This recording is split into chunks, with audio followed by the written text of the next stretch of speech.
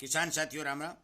आशा और उम्मीद करता हूं कि आप सब ठीक ठाक हो। साथियों आज हम चर्चा करने जा रहे हैं सरसों और चना के भाव के ऊपर।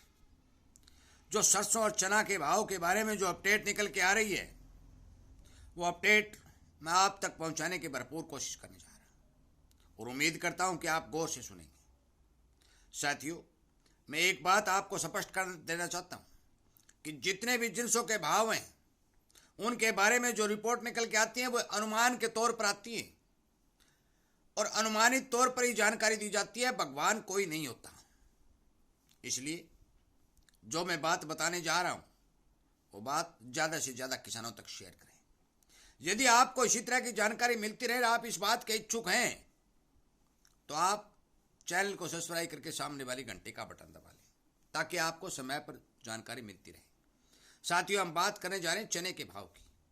मैंने एक वीडियो पहले अपलोड किया था और उसमें आपको बताया था कि नज़दीक में चने के अंदर तेजी नहीं है, परंतु कुछ किसान भाइयों ने कमेंट किया कि ताऊ जी आपको पूरी जानकारी नहीं है, चना कुछ ही दिनों में 6500 बिक जाएगा। परंतु मैंने उनका उत्तर नहीं दिया।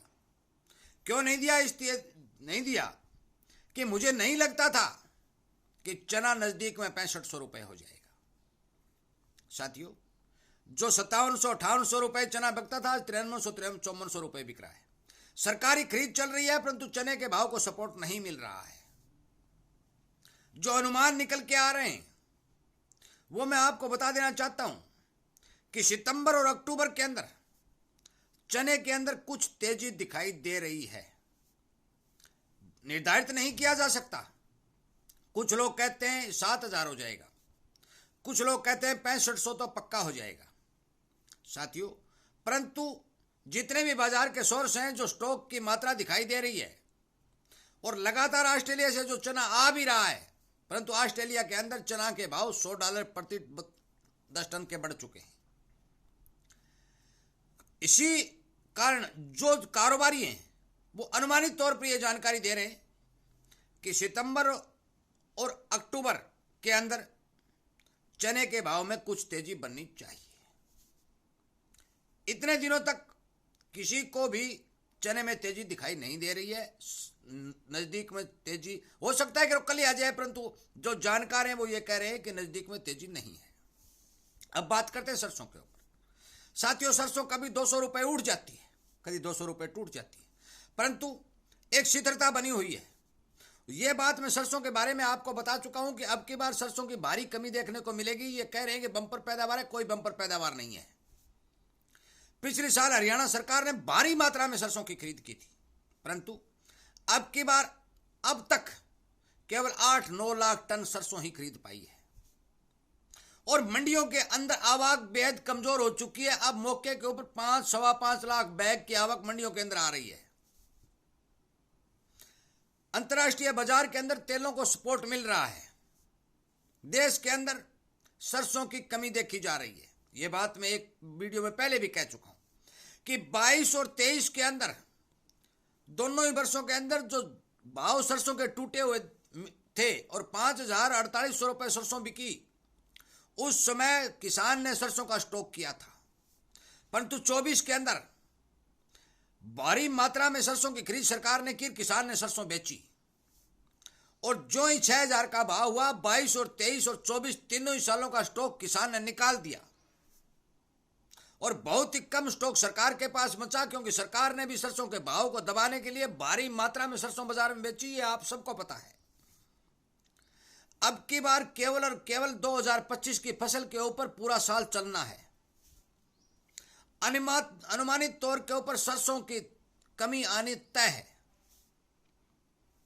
इस आधार के ऊपर ये अनुमान लगाए जाते हैं और पहले भी मैं ये कह चुका हूं भी सरसों के अंदर मंदा दिखाई नहीं दे रहा है।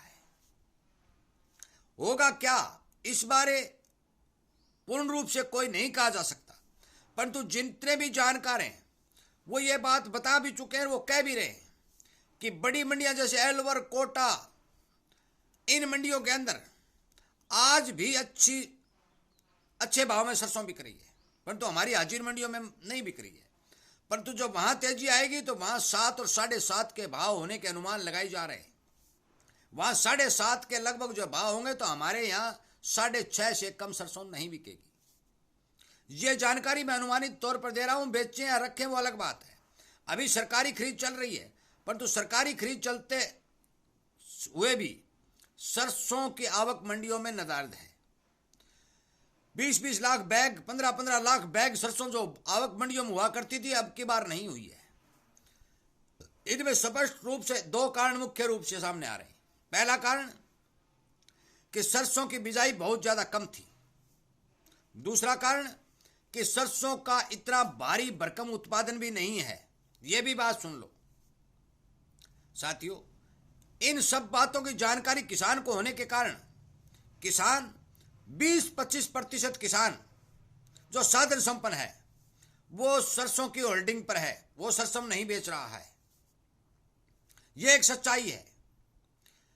अब ज्यादा लंबी दूरी का इंतजार शायद सरसों के भाव में नहीं करना पड़े और नजदीक में ही सरसों के ठीक भाव मिलने की संभावना बनेगी। यह अनुमानित तौर पर बाजार के जानकारों का कहना है। साथियों, मेरे इस वीडियो को हर एक किसान तक पहुंचा दें। जो जानकारी बाजार से निकल के आती है, जो विशेषज्ञ बताते हैं, जो बाजार के जानकार बताते हैं, अन्य किसानों से भी मेरी बहुत ज्यादा बात होती है और मैं उनसे पूछता भी रहता हूं कि आपके एरिया में सरसों की कितनी आवक है और कितना प्रोडक्शन हुआ है, और उसी आधार पर आपको मैं जानकारी दे रहा हूं। और मैं उम्मीद करता हूं कि आप इस जानकारी का फायदा जरूर उठाएंगे और अनेक किसानों तक शेयर करेंगे। साथियों, यदि आपको इसी तरह की जानकारी मिलती रहे और आप इस बात के इच्छुक हैं तो आप इस चैनल को सब्सक्राइब करके घंटी का बटन दबा लीजिए ताकि आपको समय पर ठीक जानकारी मिल सके। साथियों, मैं फिर दोबारा यह कह रहा हूं कि चने के अंदर नजदीक में तेजी नहीं है। सितंबर और अक्टूबर के अंदर तेजी बताई जा रही है। सरसों के अंदर मंदा बिल्कुल नहीं है, यह बात आप नोट कर लो। बढ़त कितनी आएगी इस बारे कुछ नहीं कहा जा सकता। हो सकता है कि 8,000 हो जाए, 9,000 ही हो जाए, परंतु बढ़त जरूर आएगी जिसमें कोई दो राय नहीं है।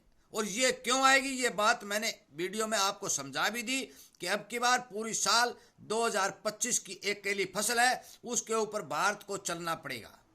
और ये भी मैं बता दूं कि पाम ऑयल खरीद सकते हैं, सोयाबीन का तेल ले सकते हैं, परंतु सरसों का तेल विदेशों से नहीं लाया जा सकता। ये बात भी मैं आपको स्पष्ट रूप से बता देना चाहता। वीडियो को ज्यादा से ज्यादा शेयर करें, किसान हित में काम करें और किसानी चैनल के साथ जुड़ करके, क्योंकि मैं हर बार किसान की यदि कोई बात होती है, पानी की है, भाव की है और इधर उधर के जो भी मेरे पास जानकारी आती है, मैं किसान की बात को पुरजोर तरीके से उठा रहा हूं और ये आपको दिखाई भी दे रहा है कि आप मेरे वीडियो लगातार सुन भी रहे हैं। इसी क्रम में मैं आपसे विनती करता हूं कि दोस्तों, किसानों, हमारे इस संगठन को मजबूत करो, हमारे चैनल के ऊपर किसानों की संख्या को बढ़ाओ और जन जन तक किसान की आवाज को पहुंचाओ ताकि किसान को जागरूक और सचेत किया जा सके। वीडियो सुनने के लिए, लाइक और शेयर करने के लिए धन्यवाद करते हुए मैं इस वीडियो को विराम देता हूं और उम्मीद करता हूं कि जरूर आप मेरी बातों के ऊपर गौर करेंगे। जय हिंद।